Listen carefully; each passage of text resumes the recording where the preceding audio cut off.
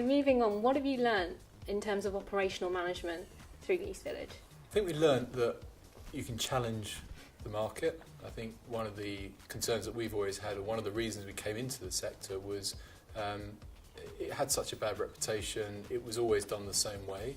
And I think coming into this and to make us efficient, we've made some changes. So obviously last year with something like scrapping security deposits. So in terms of scrapping deposits then, what kind of feedback did you get? As well as offering it to new residents, we've actually been transferring back to our current residents. And so I would be walking around East Village and having current residents saying to me, it's great, but why? Why are you doing that? And to us, it was the right thing to do. It was absolutely the thing to do. Why should new people benefit, but our loyal current residents not benefit? So we've had very strong feedback. And I think what it's also done is it's given us, and hopefully others, the confidence to really challenge some of those preconceptions. So when we first launched, we did no fees, which at the time was, everyone was shocked. Now it's kind of, everyone's expecting, and government have taken the policy on. 3-year tenancies as well. We're now up at about 80% of our residents now take 3-year tenancies. Resident-only break. So we really challenge those, and as I said, they're giving us efficiencies as well. How do you go about setting your rents? Historically, we've always talked about location.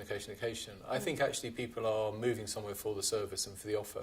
So we're starting to see more of that, and I think that's where you build the brand value. So when we look at the rents, we're looking at what attributes the area's got, how that compares with other areas in London. That's one aspect. But two, there is the quite simple supply and demand that you're always adhering to.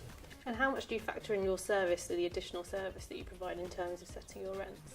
I think you have to be very careful that you're also aware of the market and not just looking at your own product. So we believe that the service we give and the neighbourhood offering that's there is worth a premium, but we're also alive to the fact the way the market moves. What flexibility are your customers expecting in terms of their tenancies?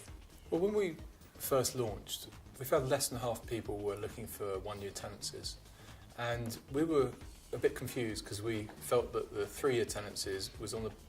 We'd done about 2,000 interviews and online surveys to kind of derive that, and what we found is we weren't actually educating our staff enough to explain how to sell that piece.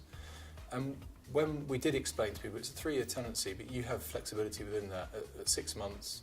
You can give 2 months' notice at any point. Giving them the flexibility, but giving them the security of tenure has been huge. And that's why I think we've graduated to move towards the majority of people going for 3-year tenancies. And actually, I think people will embrace 5-year and longer term ones.